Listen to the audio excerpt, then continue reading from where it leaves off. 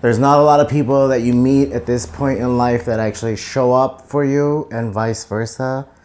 We've shared the same stage. We've been to each other's concerts and movies. This person drove 6 hours to come to my 5-minute movie. Ruxandra Vidican in the house. Welcome back to California. Thank you so much. I'm so happy. Thank you for having me. We've been talking about this for a while. So I'm so happy we're finally here doing this. Me too. And you've been globe-trotting around the world, and now you're back. I am so happy to be back. Ladies and gentlemen, this is your captain speaking. Prepare for takeoff. You're now listening to Stepner Show.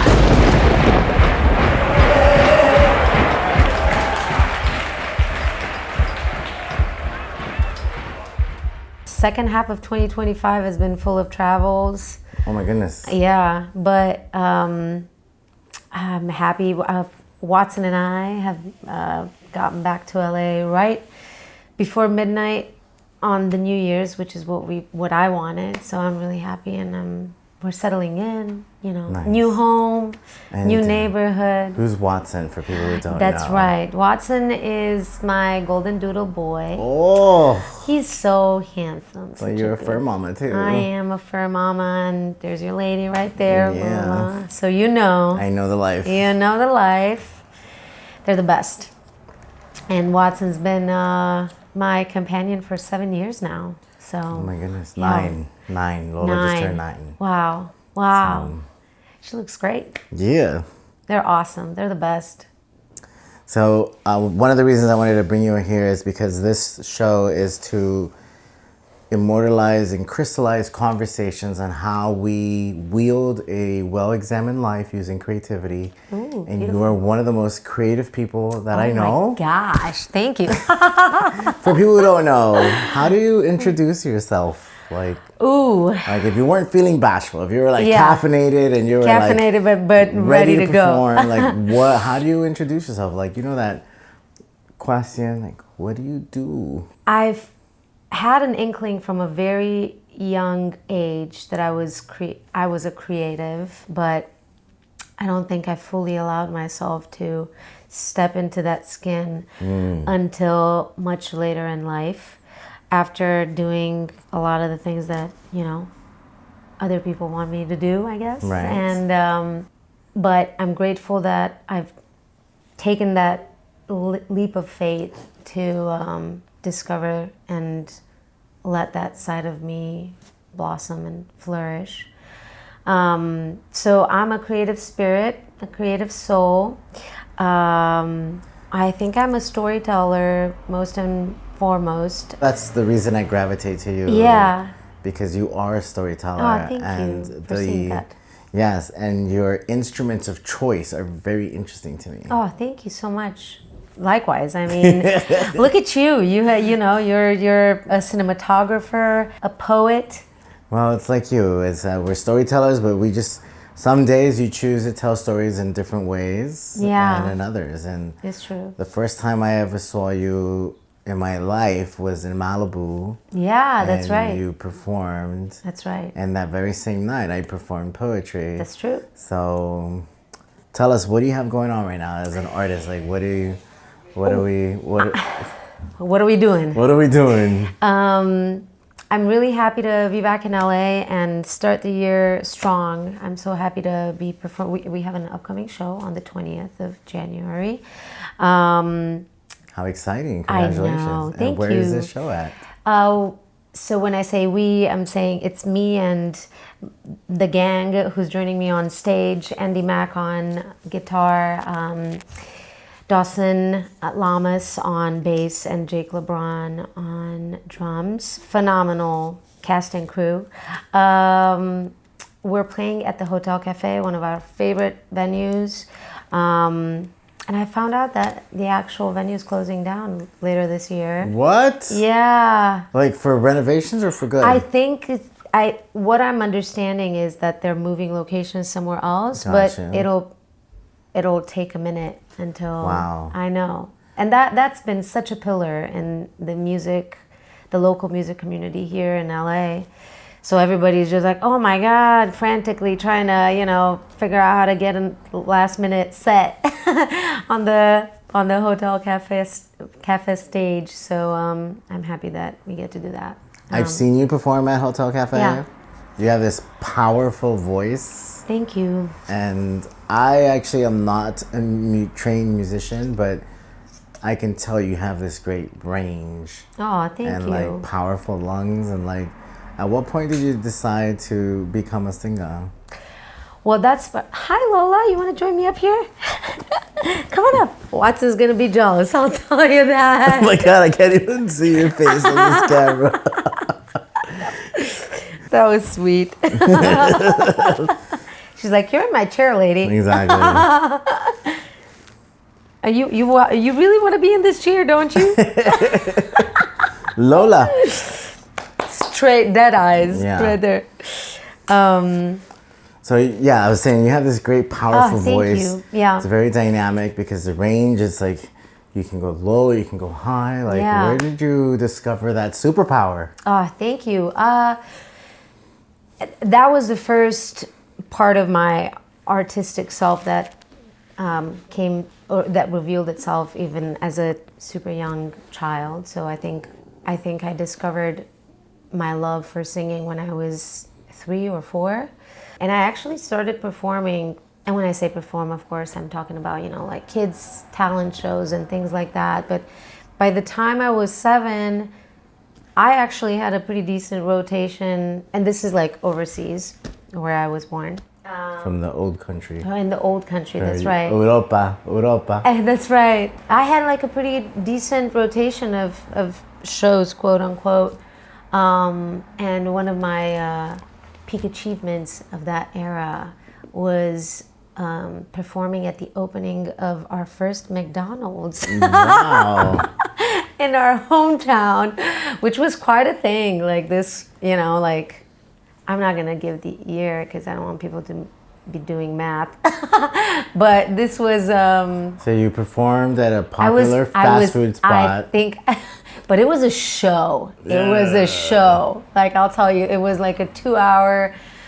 And you were 7? Talent. I think I was younger than 7. I think I must have been like 5 or 6, if I remember correctly. But everything's kind of a blur for me, timing wise, when I was a kid, I guess. But yeah, I mean, I loved performing ever since I can remember, and I've always that's been my ultimate dream, being on world stages. And, yes. Yeah, playing stadiums, and I think in one weird way, it's kind of how I ended up being here in LA. Oh my God! Well, I'm glad that you did, because I know. So am I. I mean, what a trip, Yeah, and after meeting you and seeing you perform in Malibu, you performed in different places around town, Hollywood, downtown, and I've been to multiple of your shows, and people really resonate with your sound. You as a performer, it's like you're in this band. Sometimes you perform solo. Can you tell me a little bit about that experience when you're up there playing the piano, and why do you choose these multiple facets? I feel like I'm most alive, and I feel most connected to myself and to the universe, when I'm on stage.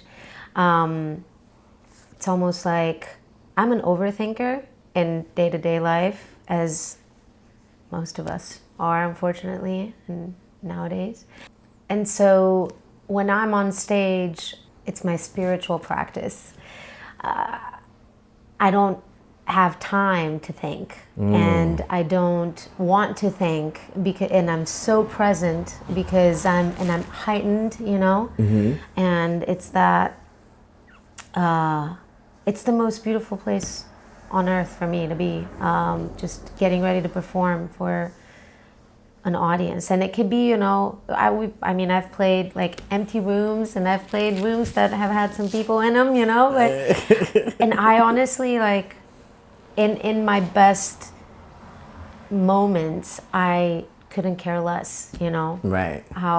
Who's in the room. It's just that it's kind of an act of divination in a way. It's just like I'm doing it because I'm showing up. I feel like this is what I'm meant to be doing, and this is why I'm here. And so for me, it's like I'm showing to the universe that I'm doing my job. Right. And I think because I'm so present because of just like all the heightened experience, you know, and that kind of energy, I get lost in the storytelling, and I think that's how I get to connect to the audience, because I don't overthink it. I don't plan anything. I just like whatever comes, and you know, I've cried on stage, I've laughed on stage, you know, I've kind of like, I just succumb to the emotion. And I think regardless of genre or music or like your style or your sound, I think if you're truly authentic and you are able to bury your soul, and I that's such an interesting idiom to say, you know, bury your soul, because actually you're like you know, like you're opening it up, you're revealing it. Exactly. So if you can do that, you know, I think people will connect to that. I believe like inevitably. So Right. yeah. And how did you come across the piano as your instrument of choice? I first got the first keyboard as a child. Again, I must have been maybe 4 or 5, and it was like one of those like toy electronic keyboards, which, by the way, funnily enough, my now nephew, who's just turned 4, well, who's 4.5 at this point, but when over the summer, I was visiting, and somehow the keyboard found itself out of the attic. Your original keyboard? My original keyboard. When you were 4? From when I was 4, and now my nephew is playing it, and it's such a beautiful. I mean, I didn't even know that we still had that, but that's amazing. Props to my parents for keeping that. That's one of the things that I'm proud of them for keeping. All the rest of the shit could have gone a while ago, but I'm really happy that they decided to keep that, and it's still functional and it still works. So I'm happy to see that getting some use now. But and how did I got it? Your piano, your keyboard from when you were 4 years old, and Yeah. now 20 years later. How did it feel Thank seeing you. it again? Well, yes. How did you know I was 24?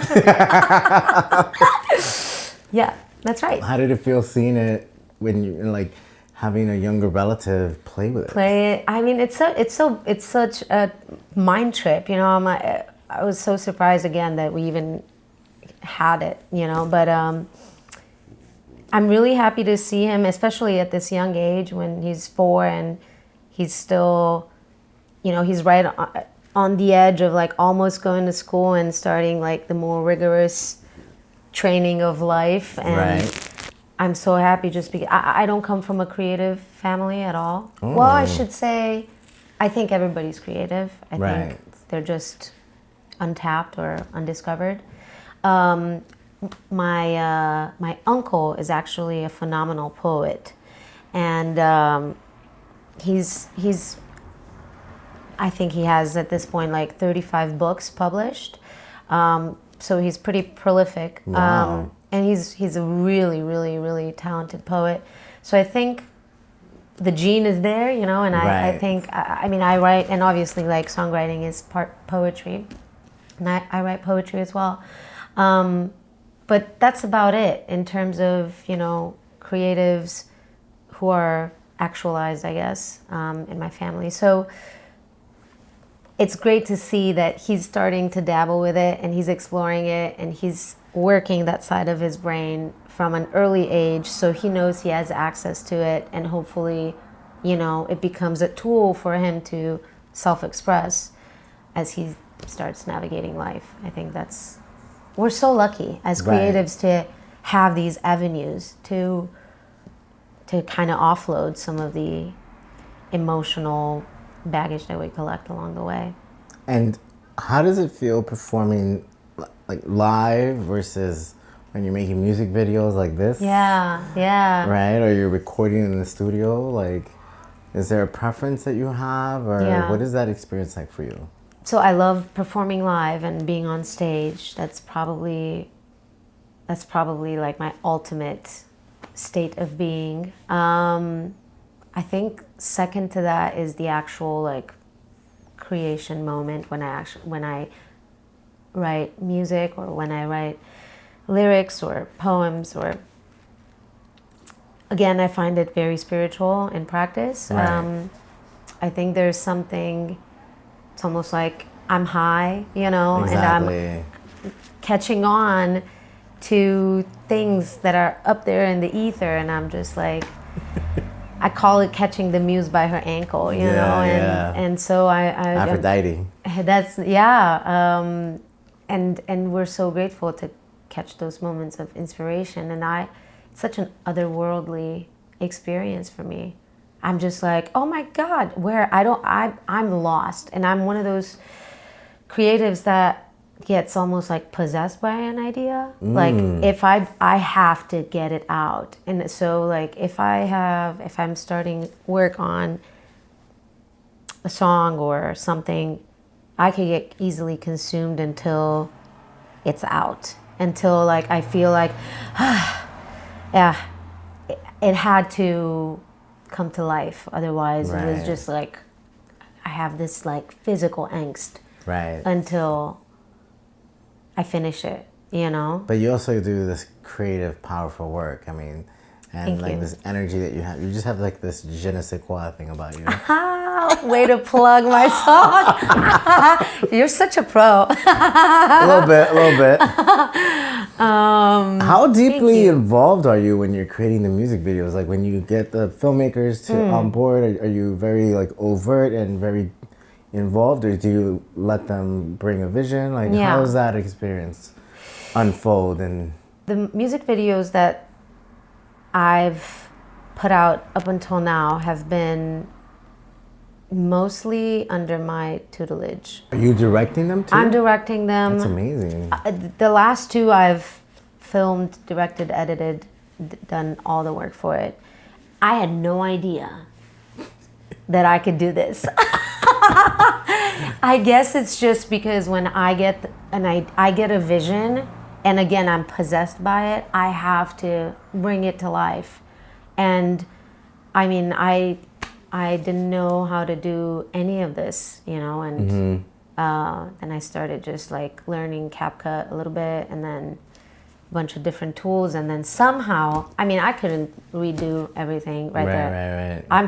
I'm just following the muse and being in flow, and a lot of times I see my creative process as a puzzle, and I get like a piece, and then I get another piece, and they might not be connected at all, but my job is to just have faith that at some point it'll make sense and come together. Right. And so like that's what I try my best to do, is just to be open when that happens. But a lot of times I get like snippets, and then I only know, or I have an idea of what the product will look like when it's maybe like 75% in. Oh wow. Yeah. And that's how I write too. Like I have like maybe it starts with a quick line or 2 words, and usually things prompt me visually first. Like I get a vision like in my mind, an image and then what I try my best to then put it into words to describe that emotional texture of that image.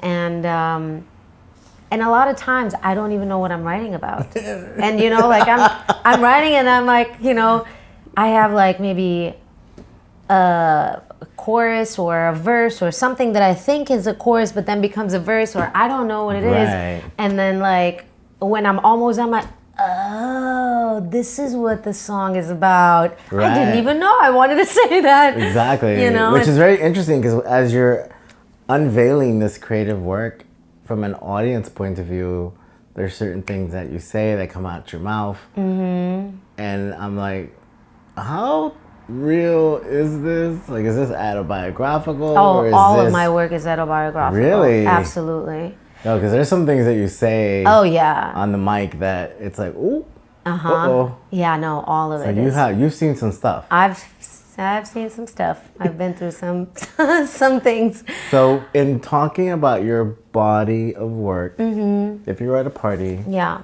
someone's meeting you for the first time, but Yeah. they haven't seen you sing yet, Yeah. and they ask you, what's your music about? Like Yeah. your body of work, how would you crystallize that for them? I'd say it's raw, authentic to me, right? So that's just my authentic expression.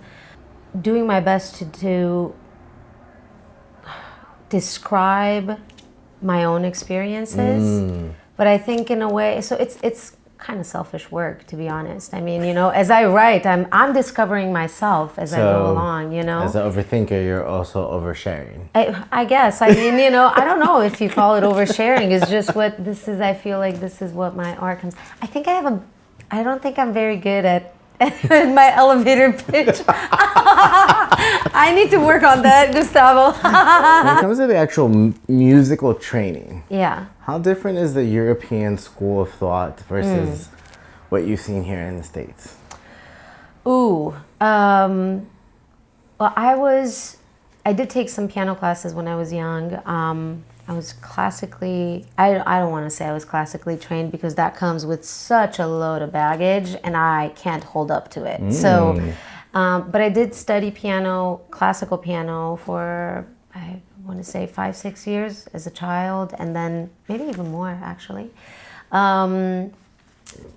As a child, and then kind of during like a middle school with some breaks in between.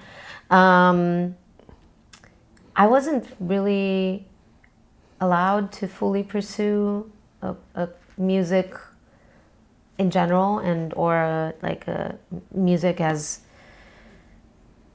true, you know, education. So I had to do that separately as my second school in a way. So I was going just to regular school, and then I was going to music school separately, which was too much, you know, it was really exhausting. The answer is, in general, not just music and not just piano or any type of instrument, the way things are taught, or at least used to be taught, you know, in Europe is a lot more rigorous and structured, and there's less room for self-exploration or, you know, self-expression. And when you take that, and then you also take, you pair it with classical music, it's like, I didn't have fun at all. Like, oh, wow. I loved the piano. And to go back to your earlier questions, when I first got my keyboard, I started playing and writing music when I was 4 or 5. And I remember, it's so funny, I actually had this revelation a couple of years ago, or last year or something like that. A lot of my songs are actually composed using the Black Keys, because I love the Black Keys. Me too. And I realized that's exactly what I was playing when I was 4 or 5. So I wonder if these songs have been like trapped in my mind, these sounds, you know? Right. Since I was a really young kid, and now I'm just finding ways to bring them to life. Right. But yeah, so I didn't have fun learning piano just because I wasn't really playing what I wanted. Right. I wanted to know, to be able to play and write my own music. I didn't want to learn, you know, like Bach and Mozart and Beethoven. I mean, they were fun, they're great. I love listening to classical music, but I'm like, okay, yeah, this is great, you know. Can I now get to do my stuff, like what I want to be doing? You know, Ruxandra wants to hear some Vidican. I know. I want to use the tool to express. You know. And when I listen to your songs, there's this romantic, heartbreaking, breaking away, triumphant energy, and that's overt, but also very melodic, but also like very secret. There's something there. Something that just, mysterious, something hidden, huh? Yes. So, and I resonate with you because when I when I hear you perform, you're always talking about like a former life and breaking it into music. Yeah. And music almost really saving your life. Not almost, 100% saving my life. Yeah. Right. And I feel the world has a way to tell you who they want you to be. Yeah. But you either conform to that or you pursue your own path. Yeah. I've pursued my own path. Lucky man.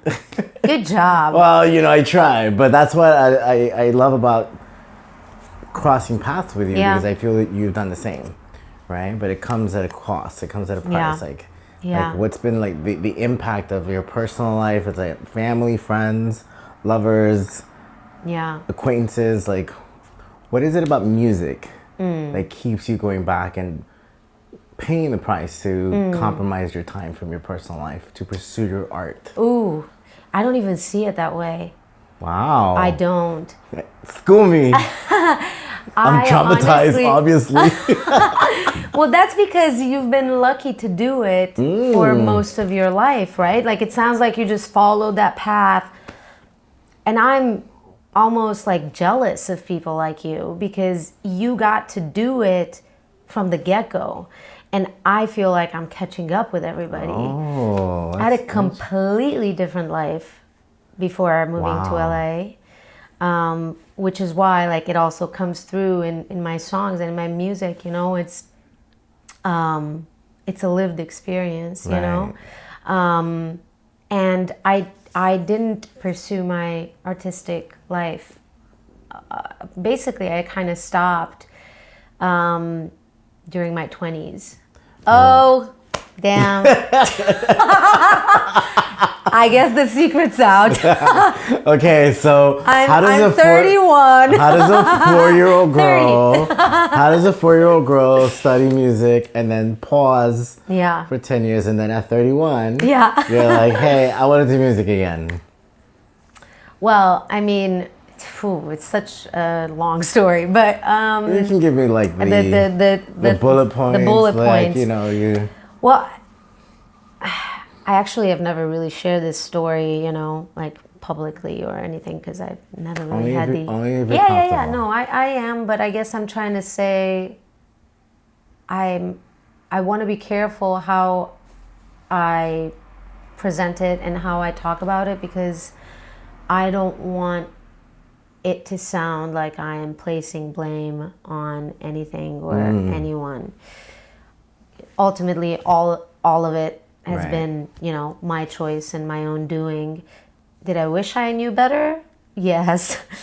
Do I know better now? Yes. Hence the 180 change. But I had always been kind of active with music, through school and high school and all that, and even, my first years of college. And this was back in Chicago. I was always involved in, and had shows and all that kind of stuff, but I wasn't really singing my own music at that point. I hadn't written anything that I was proud of or that I felt like was really like, that I would have felt like represented me, or I wasn't really writing. I was writing songs, or trying to write songs, but I wasn't really tapping into that authenticity and rawness. So I had, like cover bands and all that kind of stuff. So I was performing like that. But then, like I went to college, and, education was number one priority. And, I mean, that I understand, parents kind of trying to push you in that direction just for some stability and all that kind of stuff. But then I was doing 2 separate college degrees, 2 bachelors at the same time, which meant I was, tapped out. I was so exhausted. I had little time for anything else, for music. Non-musical, yeah. And then, like I got out of college and I went straight into working, because at this point I'm like, okay, well, I want to be financially independent, and now that I've been like studying this degree or whatever. Might as well like let's just make some money and then be able to support myself so I can then do whatever I want and start pursuing music. But in the meantime, I had met my ex. I was married, and so he was not creative at all. And I think I just kind of got sucked into that life, and I believe that the environment and the people that you surround yourself with is probably one of the most important decision that you can make in your life in general. And you should be constantly asking yourself that question, like, am I surrounding myself with the right people? Are these people supporting me in achieving my dreams or in following my dreams? Or are they, lifting me up, because an environment can really start influencing the trajectory of your life without even, fully being aware of it. And I think I was in a context that just kind of started to make that happen. And at one point I started believing that, music and all of it is just a pipe dream. And I hadn't even tried to actually like fully pursue it, Okay, so you're married, you're well educated in non-musical things. Yeah. And then what was the point that you decided to blow it all up? Yes. Like set it on fire. That's literally, I mean, not literally, but like metaphorically, that's exactly what I did. Yeah. What was it about music that really was clear, like, hey, this current era of my life is it's not for me. Like this is like, was it one of those things that life is short, let's go, or what? How did it go down? Oh man, that you I can feel talk like about, whatever you feel I comfortable. got so many messages from the universe, and I've always been very spiritual and very aware. You know, you have like a bruja vibe too.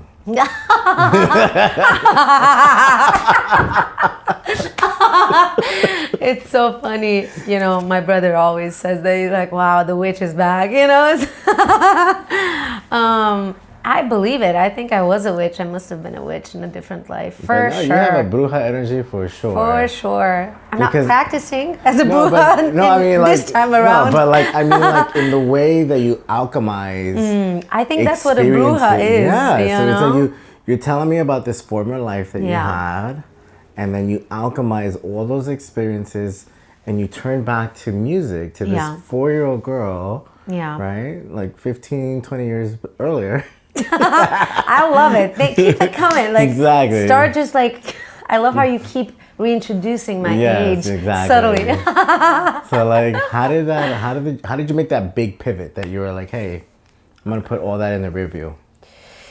Yeah, I think I was getting like a lot of signs, from that I was in misalignment, and I wasn't really, and I've always had this feeling like my life was, I mean, I had, on paper, a pretty great life. I was, doing great in my career up until one point, when things started, I started getting the messages from the universe, like, like, need to move on from this. Right. Like, but, had a successful career in marketing and advertising. I was, married, and I had, we had done pretty well financially, and as a couple, and so like, I had my first condo when I was 24, and then my second by the time I was 27, my third by the time 5 years ago.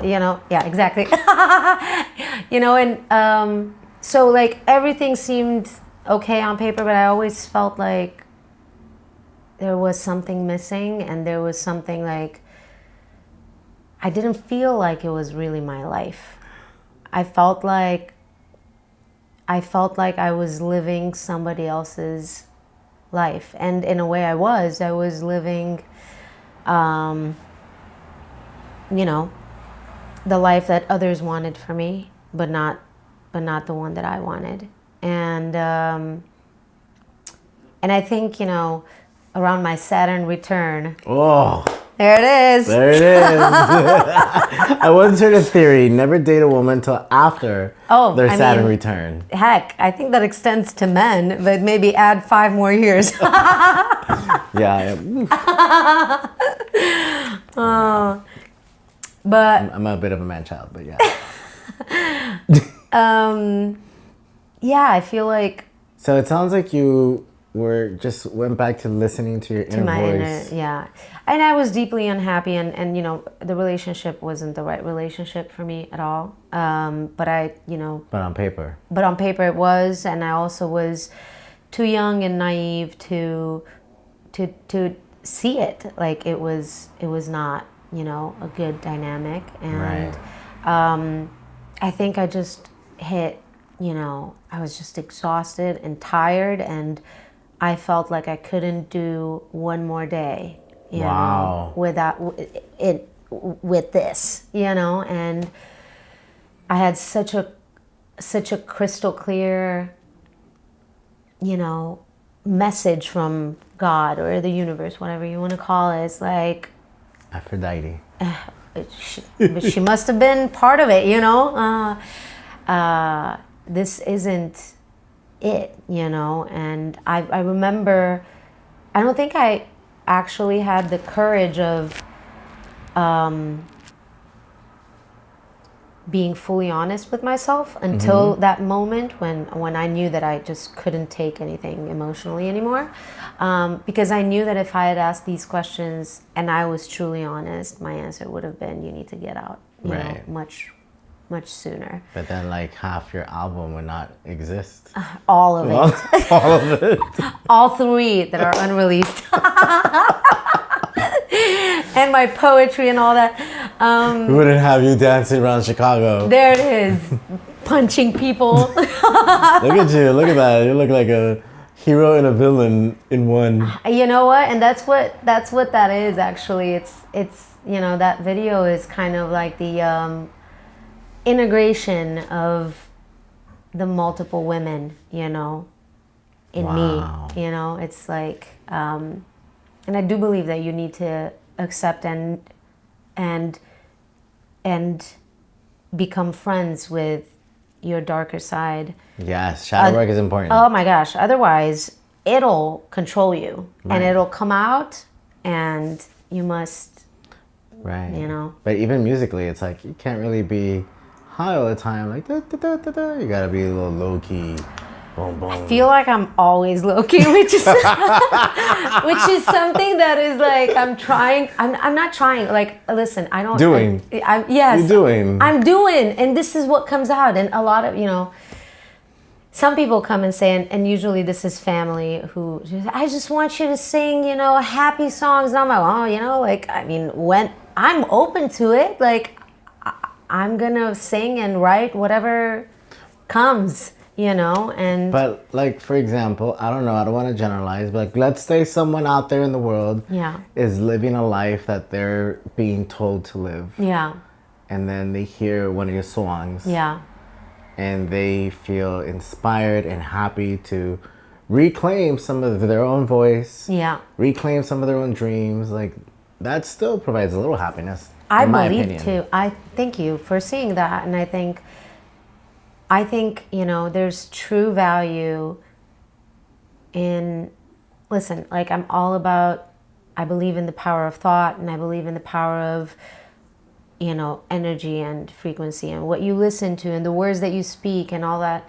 There's something magical, you know, and mystical about all of it, you know? That's why I appreciate you being here, because I feel like we're on that same frequency. Yeah, for sure. And thank you for having me here. Oh, yeah. I'm having such a great time chatting with you. Same.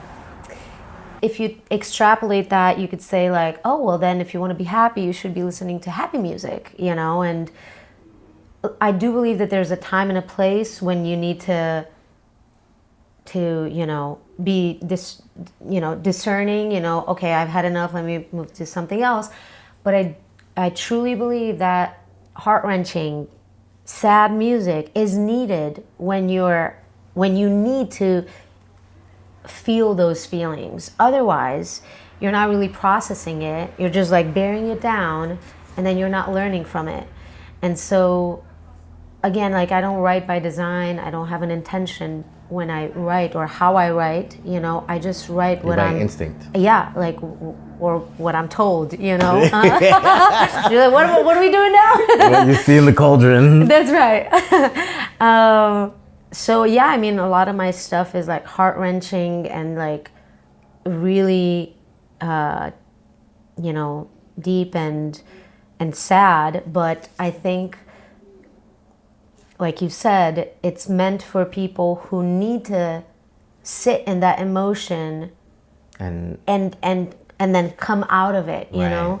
And like Funeral, for instance, which is my debut single, is probably like that is a shocker for a lot of people, you know. It's like, ooh, I don't know if I want to listen to a song that's called Funeral. Right.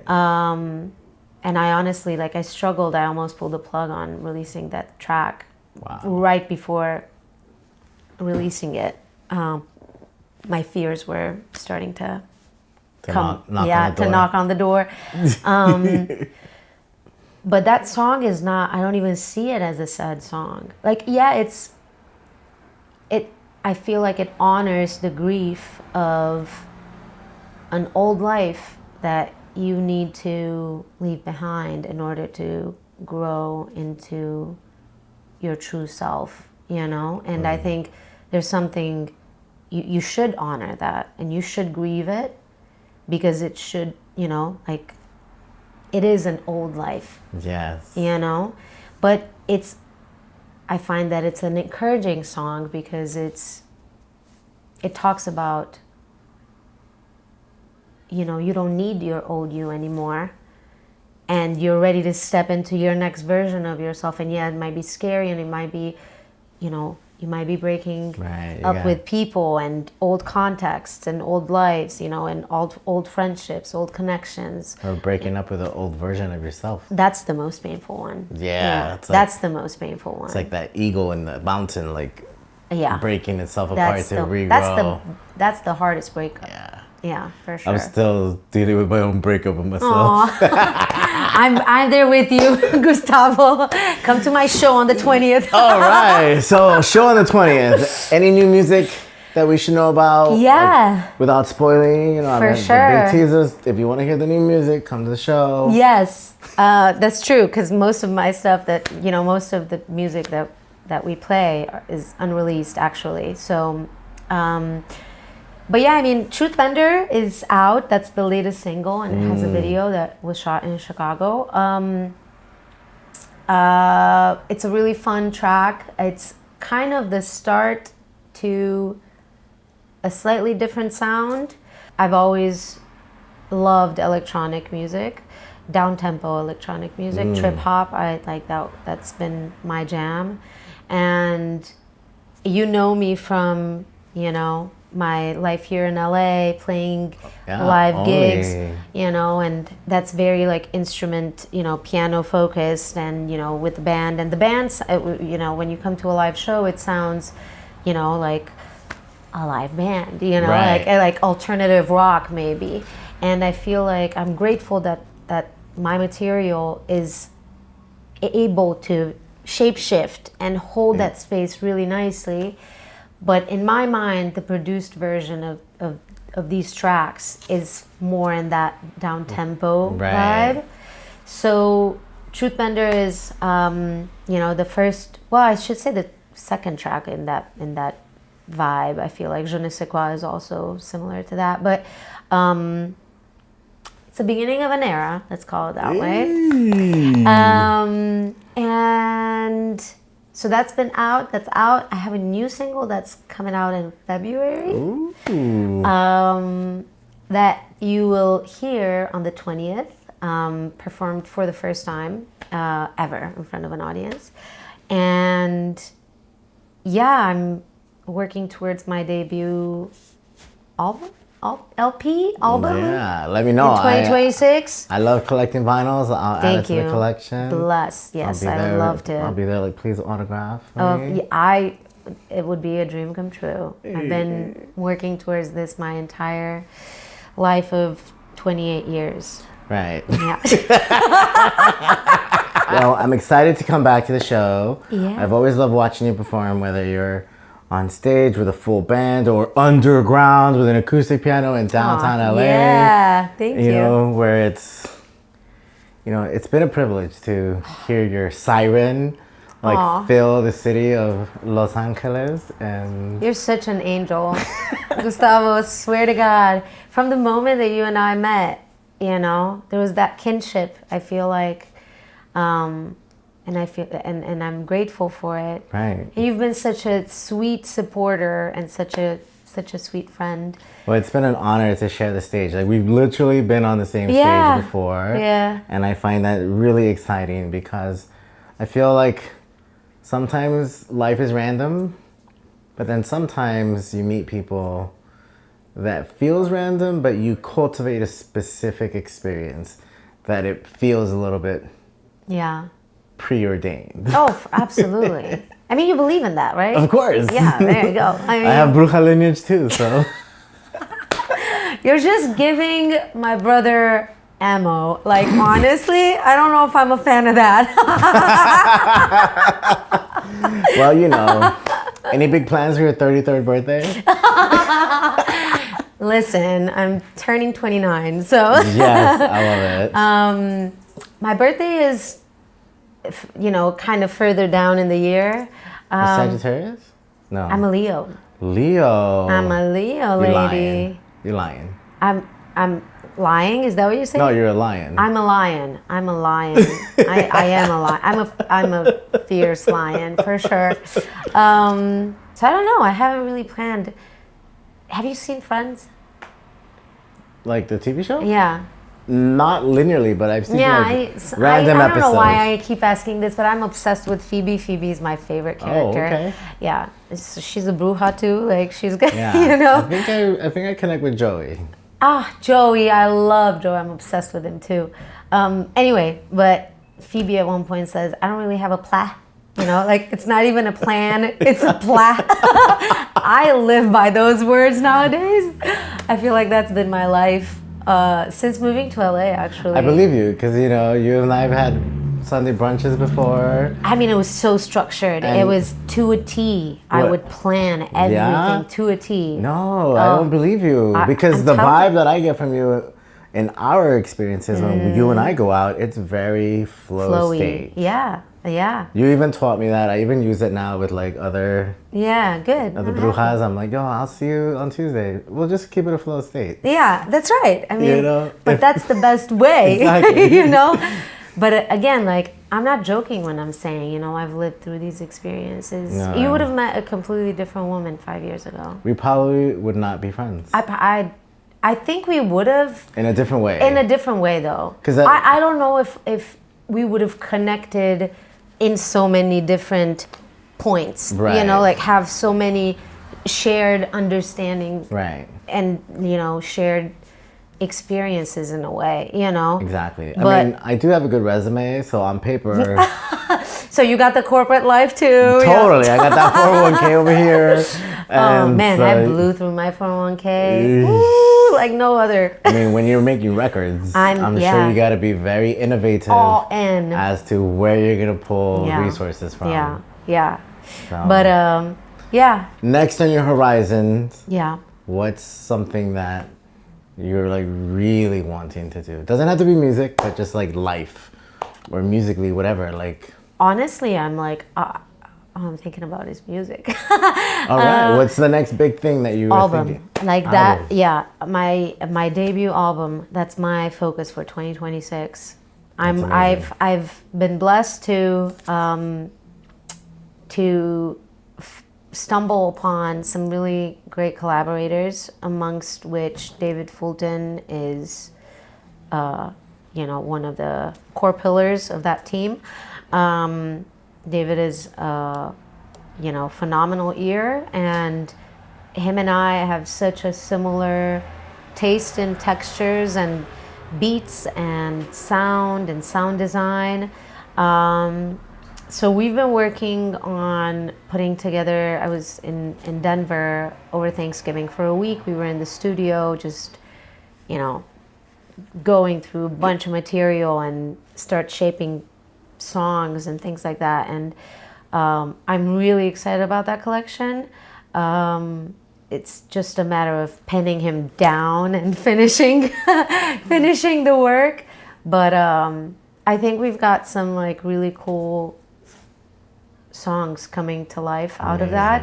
And one of them is the one that's coming out in February. I don't have an exact date yet, but stay tuned. Well, I resonate with that because I am working on a poetry album as well. That's right. And tell me more about that. Oh my goodness. So a few years ago, I went on a poetry tour. That's right. I know about that. From New York to California and even Texas. And I have these collection of poems that I've recited mostly in person, but they've never been cataloged where people can listen to them in like a sit down listening experience. So basically you have to see these poems live. Right. But for instance, a lot of people can't make it to these shows, so they're asking me, how can I listen to your poetry? So I tell them, well, just invite me over for some lemonade and I'll perform in your living room. I love that. We'll call it a day. Or I'll make an album and you can just listen to it on your cross-country trip to Chicago. You know what? And this is why, like, one of the reasons why I love your creative mind, because you're talking about poetry, but you're listening to it. Exactly. And that's such a cool mixture of medium, you know? And the reason I feel it's so important to me, because I feel like true poetry is meant for the reader, right? It's like Edgar Allan Poe wrote a poetry hundreds of years ago and you can still read it. But your experience of the Raven is going to be different than mine. But what would happen if somebody actually... If Edgar Allan Poe he would have recited had recorded his own poetry. I bet that we would have found a completely different... Exactly. And meaning. And I feel like the poetry always belongs to the reader until the poet gets on stage and gives it to you. So that's sort of what... I love that. And I feel it's the same thing with music, right? Where it's like you have these experiences and sharing, it's like, and they're your private lessons in life that you are guarded, and like, I don't want to tell people anything, but when you put it into music, it's like... So... I actually I find it cathartic. For me, it's a cathartic experience, I listen to artists who say like, ooh, that was too personal, and I'm like, I only write personal, and listen, I go personal. I agree. Like in my real life, I'm super guarded. I'm as well. I don't really share private, much. Same. But when it comes to the poetry, it's like you go all out. You're like, it's the only place I am absolutely honest. I love that, and I think that's what true artistry is about. So thank you for being an artist and for sharing that with all of us. And I can't wait. Tell me, so when is this poetry album coming out? Well, I'm a big fan of Dia de los Muertos and Halloween. I feel like every person I've fallen in love with is sort of an autumn person. So I love the autumn, I love the fall. Right? I'm a summer baby myself, and I feel like all year it's just creation, and then towards the end of the year it's like, here's my creativity. But that's so in line with the seasons too, right? Where it's like that. Spring is birth. Do you feel that? Absolutely. Oh my God, me too. Summer is prime, and then fall is like, this is the moment where you get to enjoy the prime of everything you've done, and then winter is death.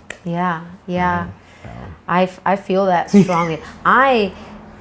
Spring is my favorite season. Ooh. Boo. Do you have like any spring equinox rituals? Like you don't get out there with your crystals in a full moon and dance in the forest? Maybe I should. I should. I'll bring a little drum. Please, let's do it. Let's make our own ritual. I've done it before with some Los Filas Brujas.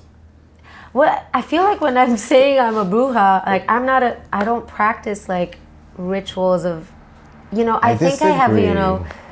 I practice my own rituals. Right, you practice like the music. Absolutely, That's like a bruja, absolutely. Yeah.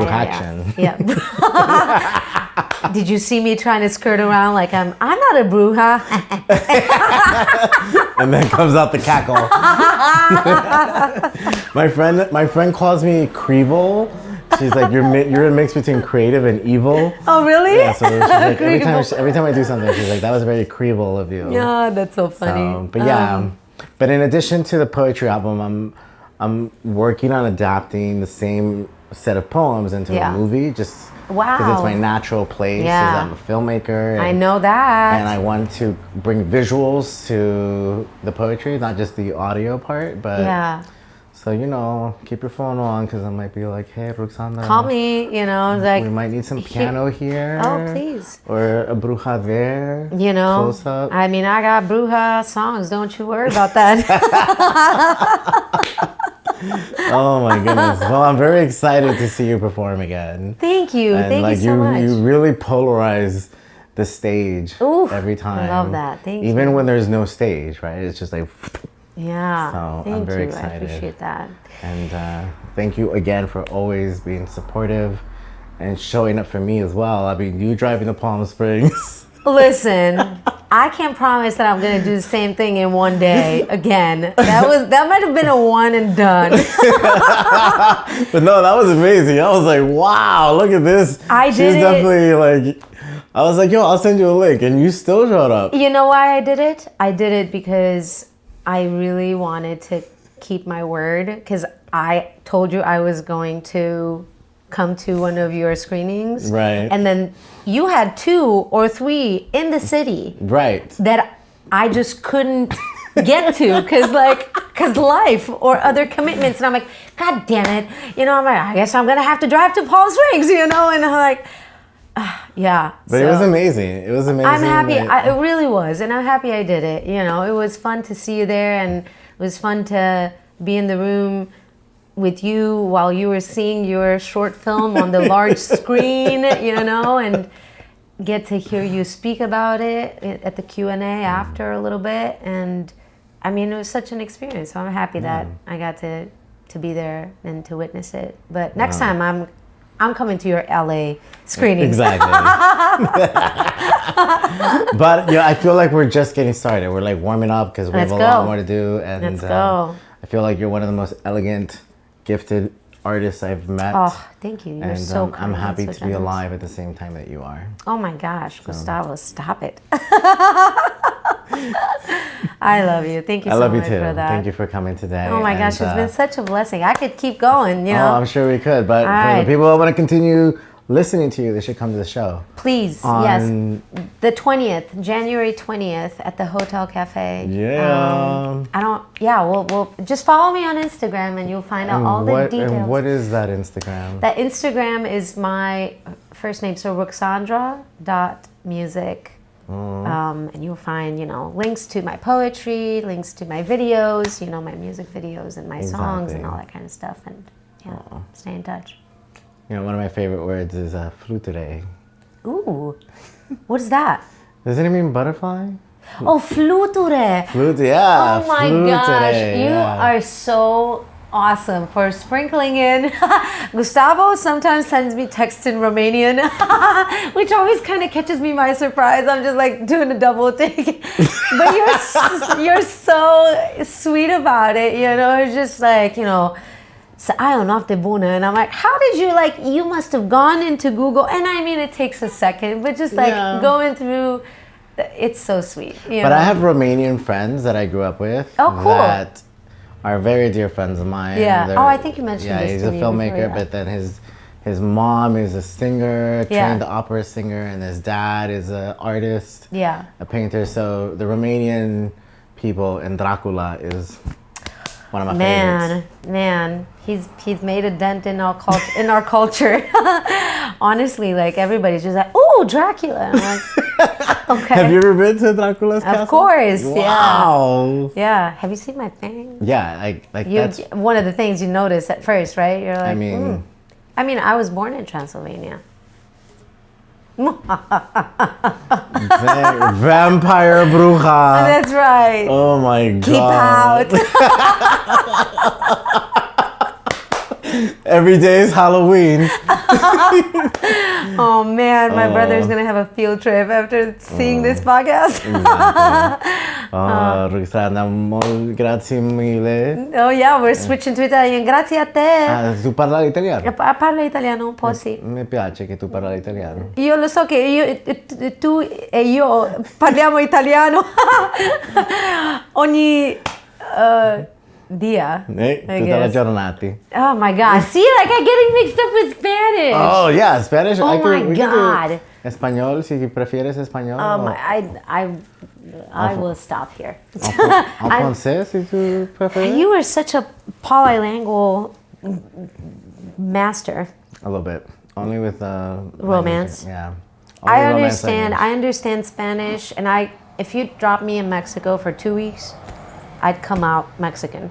Yo, I'm gonna be honest. When I first saw you, Yeah, you thought I was I thought was you a were- Latina lady, huh? Exactly. Yeah. I was like- mean, I kind of am in a way, I mean, I was like, Romanian. who? But Yeah, I mean, you are Latin. You're Yeah, I am Romanian, Latin, but I yeah. thought you were like, I get that a lot. I thought you were Mexicana when I first saw you. Yeah. I was like, who's that? And I get that. ¿Cómo te llamas? Yeah. And then I was like, what? Ruxandra? What You're is like that? Ruxandra or what? Oh my goodness. I get that. I get a lot though. I get like Persian, I get French, I get, I got Italian. Oh my god, everybody when I went to Italy, everybody thought I was Dang, Italian. You could be a yeah. spy. Yeah. Spy, bruja, vampire. Yeah, that's right. Dual Shapeshifter. Dual vinyl. Bless. Yeah. Yeah. Oh my god, I'm excited that you're gonna perform. It's coming up. Congratulations. Thank you so much, Gustavo. Thanks for right. this. It's been great.